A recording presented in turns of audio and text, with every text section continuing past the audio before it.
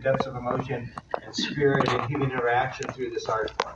I try to do that very delicately, very gently, but with power. So people have asked me if I ask people if I can photograph them before I do, and I almost never do because it just so changes the dynamic of the image. So I think it's important to go in and create something very respectfully, very deftly, but something that's real and unique and forceful. It's always a delicate balance. You know, different cultures are very different. I just spent 2 years going around the world. And of course, some places, Dubai, Switzerland actually has laws against shooting on the street like that, which is why I won't be going back to Switzerland anytime soon. Although it's a beautiful country.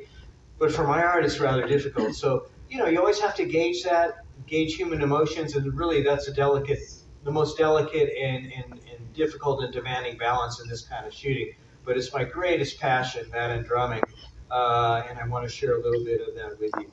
So we're going to start with this. We're also going to talk about some techniques that you can just use on your cell phone too. You know, I'm very passionate about this, very obsessive. Again, big love to my mom and brother and grandpa. They're all with the Lord, but they were fantastic artists, and I hope to carry on that tradition and share it with you. We're going to look at some images here, then we're going to go back, talk about some of how they were composed and some aspects to them.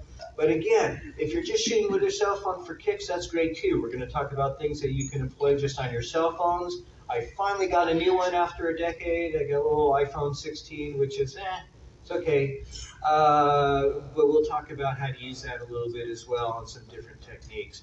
So these can be employed in everything. And it's important to remember, too, I am not the artistic law on these matters. You know, it's really important that each of you create in your own way. You're the only one who knows what you feel and how you want to express and what it is that you're trying to communicate.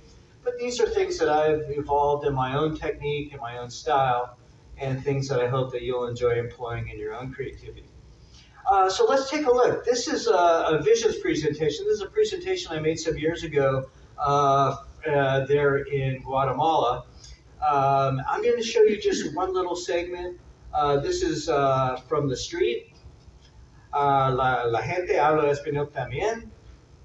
Si hay preguntas en español, me avisa. Finally, I learned Spanish. Took me a little while. Some people pick up languages overnight. Took me a little while. But I hope you'll enjoy this. I do ask, please, that you not take photographs or video during the photo presentations, just for my copyrights.